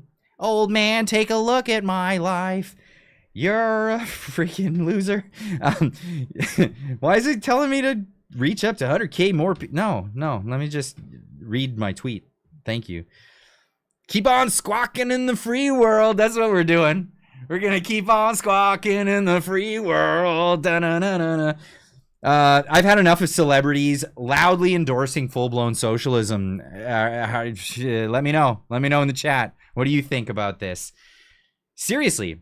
But this is the fact. They've been endorsing this full-blown socialism while quietly enjoying the fruits of their liberty in the land of the free. America! It's time these pinko commies put up or shut up. Leave the USA and live in that utopia, or STFU. You guys know what the acronym means. I'm not going to say it on the show. Keep on squatting. Keep on squatting in America. That's what you've been doing, Neil. You're squatting. You're squatting in other people. Like if you wanna live in utopia,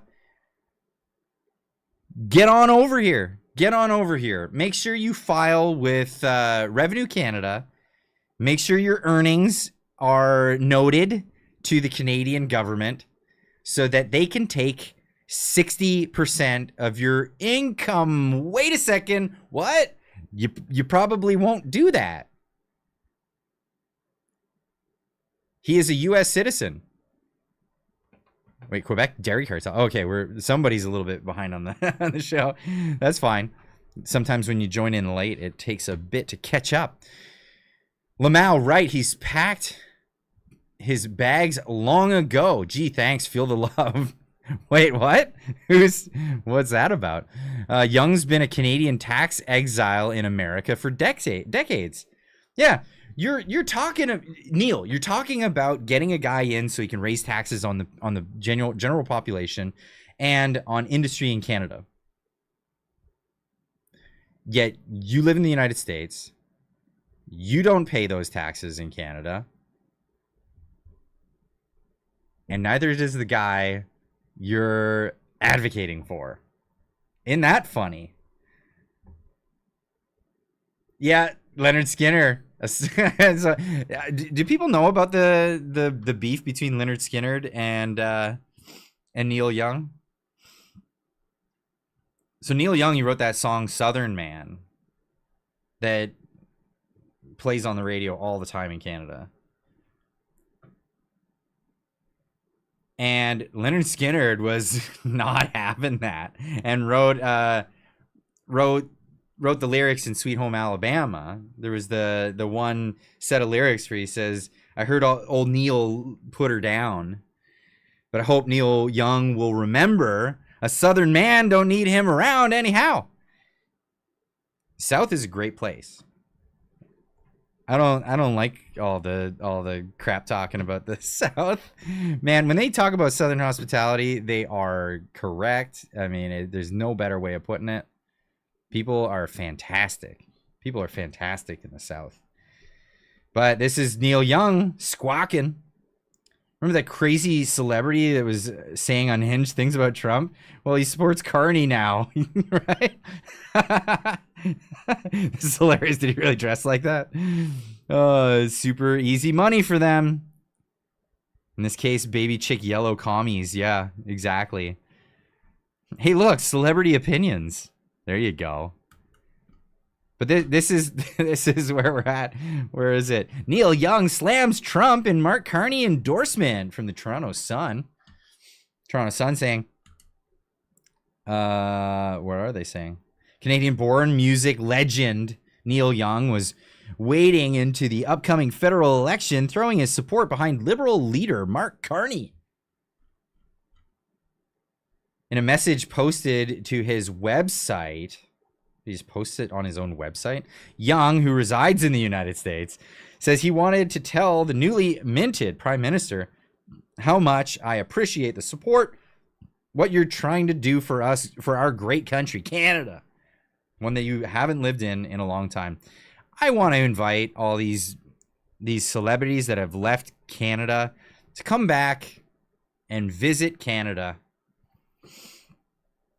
I would like them to come back to their hometowns and check out Canada and what it's become. Because they're living in this nostalgia that doesn't exist anymore. It is not the same place. Nielsen Young is a retard. That's hilarious. Although I have lived in the United States for most of my life, I recently became a U.S. citizen of the U.S. I am Canadian and always will be, Neil Young wrote. Will ya? Will ya? Do you even know what's going on in Canada? Are you even savvy to what happens in Canada? Donald Trump has been continually questioning Canada's sovereignty since being re-elected president last November, referring to former Prime Minister Justin Trudeau as governor and saying the country is serious contender to become America's 51st state, a joke that Canadians across the board have not been able to understand is a joke right over their heads. A Republican president does not want another California. Why would you even think it's serious. What? We don't need anything from Canada, Trump told reporters in Washington last month. It costs $200 billion per year in subsidies, blah, blah, blah. Why are we talking about Trump? We're talking about, this is an article about Neil Young. I guess it's just filler because it's not that much of a story. What? Where do we get back to the Neil Young story? Before naming his pick as Carney for Canada's next prime minister, Young said that it'll take more than bravado to fight this kind of threat. The threat of Donald Trump in Canada. Now remember, Neil Young, he's this guy. He's the guy. Actually, while I'm talking about him, I just want to keep him up on the screen in the chicken suit. I think that's hilarious. I think it's just great. Neil Young is the guy who threatened Spotify with taking all of his music off of Spotify if they don't cancel Joe Rogan. I hope people realize this. This is that guy. He threatened to take all of his music off of Spotify if they didn't remove Joe Rogan from Spotify. Alex Doe with $2 says Neil. I like Neil Young is what I like how you spelled that. Neil Young is washed. Dude crashed out over Rogan. Oh, I'm just talking about that specifically right now. That's hilarious. So this is the guy. Yeah, he told Spotify, and he threatened this publicly, that he was going to take his music off of Spotify if Rogan doesn't get canceled. Now, obviously, Spotify didn't want to cancel Rogan. They paid $100 million for the first contract with Rogan. I think it got renewed again, so you got another $100 million to be on Spotify. Of course, they want Joe Rogan on Spotify. Neil Young, as it turns out, doesn't actually own most of his own music. And the music that was on there is not under his control. He still has shares in his music, but he does not own it outright and doesn't have the ability to make those decisions. That's a bummer when you're threatening people with stuff. If you can't deliver on the threats, don't ever threaten somebody with something that you are not willing to deliver on. That is a huge maybe piece of advice for anybody out there. You don't do that. But his guitar solos are awesome. Oh, dude. Oh, that is so funny. Who said that? System soundbar. That is so funny. Now, I've never been that much of a fan of Neil Young, let's be honest. Overplayed on the radio. Sure, people like him. That's great. But the thing that always cracked me up the most, because this guy is bird flu young.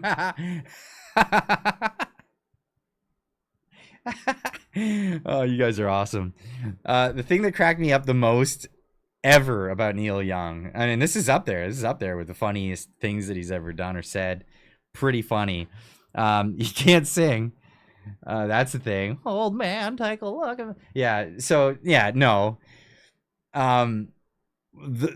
This was before all the politics stuff, when MP3s became the norm outside of CDs and outside of records and all this other stuff. MP3s became the norm, and Neil Young made a public statement about his music. He didn't want anybody to be able to play his music on MP3s because he didn't like the quality level of the MP3s. MP3s are quality. They're super good quality. But I still love MP3s, right? But he was like, no, my music should only ever be played in high fidelity. And when you made that statement about his guitar solos, it totally reminded me of that. Because I remember thinking, like, wait a second. I get the push for like high quality audio. I get that. But like, you're not going to get more high quality than being there. And if you're there and you see him live, he sucks. He sucks. And even his performances are, I mean, like, what I mean, it's good enough. People like it, but it does not need to be high definition, Neil. You can play it in a tin can and it sounds the same. Oh, that's being polite. Yeah, right? Built his career singing trash songs about the U.S. and becomes a citizen. Epic liberal. Oh, that's it. That's it. That's absolutely it. Suck is giving away too much credit. Sucks is giving away too much. Never was a fan. High def Neil, that's all we need. A voice not even a mother can love. You guys are awesome. On a record player. Yeah, like what is that? What is that? Corey Feldman-ish. Oh man, that's a burn. That's a burn. Chicken con carne.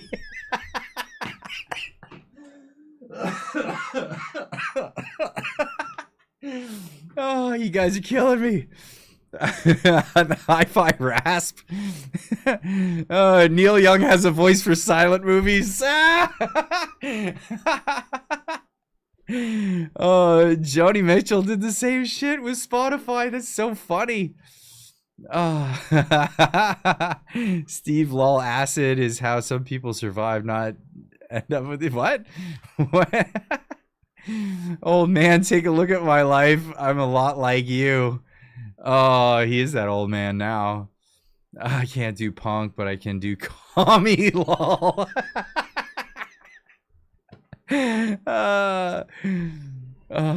Corey Feldman was at least some banger films. Yeah, Lost Boys, The Goonies, all of that. Neil Young is an MK Ultra plant out of York University. Leonard Cohen was too. I still love Leonard Cohen's music though. Okay, I didn't know that. Chicken con carne is absolutely funny. I love that. Oh, Neil Old. Oh, just the burns. You guys are hilarious. I read he lives in Northern Ontario. Am I wrong? You're wrong. He lives in America.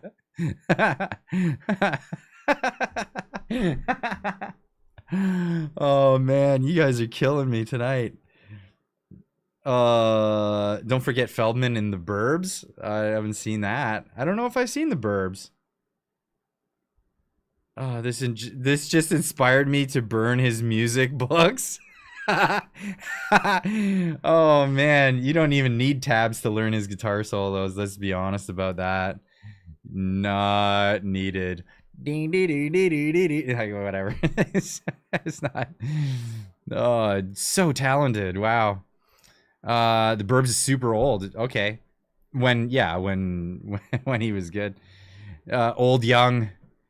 It's not typical Feldman film. Okay, cool. Grunge, that's his taste. You guys are killing it. You guys are hilarious. What solos? Yeah, well, I wish you would play them solo. You can't hear it, but it's legible. It's legible, and it. Oh man, oh they're fantastic. So good. Oh man, I just how did he get there? Is Neil Young wearing a chicken suit for real, or did somebody superimpose the suit on him? Oh, I made this in Grok. I made this with Grok. I just made that. I just wrote, hey Grok, make an image of Neil Young playing a guitar in a chicken costume, and it made that. Lovely.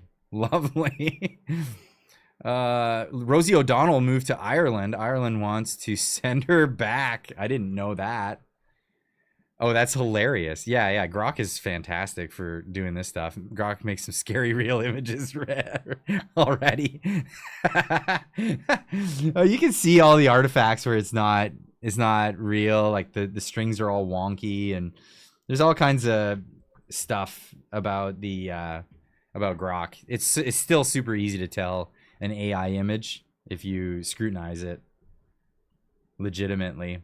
I mean, look at Look at the machine head. It's got, what is this? It's an 8-string guitar.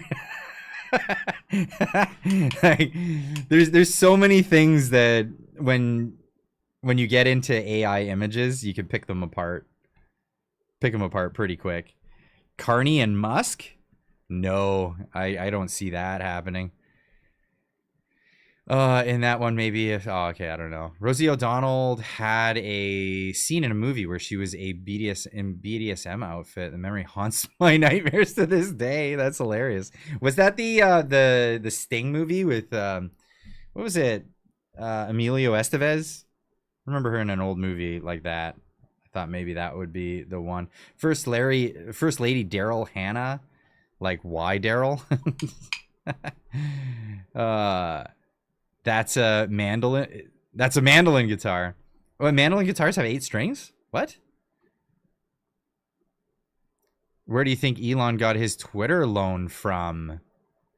Oh, yeah. So I'm going to look into that stuff, but on its surface, the way I see things, when you get into the top echelon of like money and where it comes from, companies are borrowing from each other. To get capital, to raise capital on things, you'll have to talk to places like BlackRock, Vanguard, Brookfield, a lot of these things. Does that mean that Carney and Musk are buddies? I doubt that. I mean, you're talking about big players in big industry, but I'll look more into it. I heard some people have been talking about it lately, so I'll dive into that. Go down a rabbit hole. At least Pierre got Rebel into the debates. Speaking of which, before we end anything here, let's get into that. I wanted to show this before we get into that. Even this is the ballot for Pierre Poilievre's riding. Do you know about this?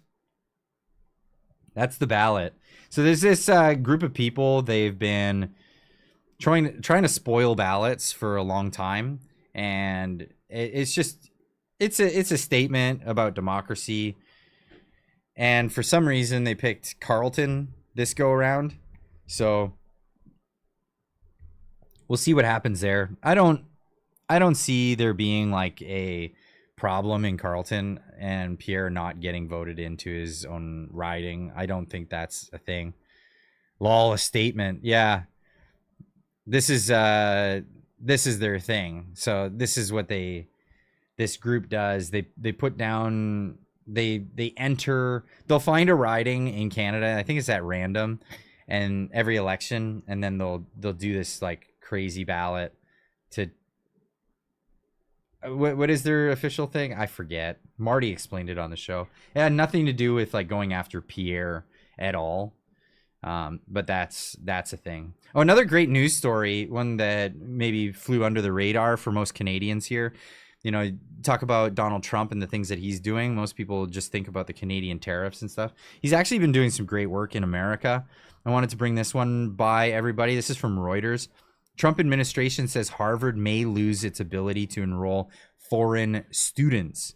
Now, obviously, Harvard gets a ton of money from the fact that they have this long-standing legacy of being a Ivy League school, right? And so people from around the world want to go to this school, but they still have to enroll, right?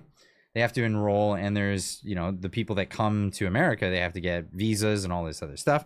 So Washington, April 16th, the U.S. Department of Homeland Security and Harvard University will lose its ability to enroll students if it does not meet the demands from the Trump administration to share information about some visa holders, marking the government's latest escalation against the educational institution. Department of Homeland Security, Kristi Noem, also announced on Wednesday that the termination of these 2 DHS grants totaling more than $2.7 million to Harvard. So why does Harvard need money from the U.S. government? They're already a big name. They should be able to just pull off what they do anyway. Noem said she wrote a letter to Harvard demanding records on what she calls the illegal and violent activities of Harvard's foreign student visa holders by April 30th. And if Harvard cannot verify that it's in full compliance with reporting requirements, the university will lose its privilege to enroll foreign students, Noem said in a statement. Harvard spokesperson said the university was aware of Noem's letter regarding grant cancellations and scrutiny from foreign student visas. Spokesperson said that the university stood by its statement earlier this week to not surrender its independence or relinquish or its constitutional rights, which are not provided to foreigners. Let's be clear on that one, while saying it will comply with the law. The President Donald Trump administration has threatened universities with federal funding cuts over pro-Palestinian campus protests against U.S. ally Israel devastating military assault on Gaza after deadly October 2023 attack by Palestinian Hamas militants. Trump cast the protesters as foreign policy threats who are anti-Semitic and sympathetic to Hamas protesters, including some Jewish groups, says the Trump administration. Now, it goes even further into this. It goes into basically these universities that have been pushing anti-American sentiment and DEI, all of this stuff, and pushing communism, essentially, like Marxism right through the university, through activism, and largely going after conservatives as well within the campus, and having unfair rules. And what Trump has been doing is saying, yeah, we're going to end that. You're not going to be able to do this stuff. You're not going to be able to do this stuff anymore. And if you do, you're on your own. And you're going to lose some of the privileges that you have with the US government, namely funding, as well as the ability to enroll foreign students in your organization. That will be lost to you. So I don't know. I thought this was kind of a good push in the right direction, because that is only to be fair. Let's just be fair with the way things are going. Now, of course, people are really upset about this, namely these people, your typical Karen. I don't know where these memes came from. This is like a new phenomenon. It's like the like Barbie doll things, packages, like Mattel packages of action figures, but they have like real. It's just too funny. Yeah, China is asshole. For real. I don't know where I was going to go with that. I don't remember where I was going with that at all. It's been such a long week, a long night, a long day, the week is just insane. So why don't we end it off with like a good laugh? Because I love this. This is one of my funniest ones that I wanted to share with you guys. This is how do I even preface this? So this is Jagmeet Singh at one of his conferences talking to the people there, and look at the response that he's got from the people behind him. We defend our jobs and our country. We're ready to fight back. Yeah. Got a message to Donald Trump. I had to share that just because that chick is my hero for the week. She's hilarious. I'd like to find out who she is. give her a big shout out. But that's too funny. Political Foolishness says 27% of foreign students attend Harvard. Yeah, it would be detrimental to them to go against Donald Trump and what he's saying in this, because, well, that would be devastating for the university, because they have a huge number of foreign students, and that's exactly the picture. What do you say to that? What do you say to that? Except, good job, Donald. Good job, Mr. President, for doing exactly what you said you were going to do. You're going to rid America of this woke garbage, the woke nonsense. I want to see some of that happening here. I really wish we could get a Pierre Poilievre that was a little bit more assertive. Unfortunately, he's been playing the PR game Gotta win over those liberal voters. Well, I hope it works for him. I really hope it works for him, because we can't afford for it not to work for him. We can't afford another liberal term, a fourth liberal term in Canada. That'll be devastating for everybody. It'll rip the country apart, quite literally. It'll quite literally rip the country apart. I don't see Alberta sticking around in this union for much longer if Chicken Con Carne gets himself in. Oh, you guys kill me. You kill me with these jokes. But I want to leave it with that. I want to leave it on that one. We're just about to hit the 2-hour mark this evening. And I want to invite everybody, all of you, all y'all, over to the Discord chat where we're going to hang out. We're going to chill with a bunch of people over in the Discord. I see there's already some members jumping in there, getting ready to come in and have a chat with us. Has anyone checked to make sure that link works? Make sure the link works. If it doesn't, then I'll make sure to get a good one in the chat here as people are coming on over. Because if it's not working, then you gotta let me know. Otherwise, yeah, again, I'll get another one in there.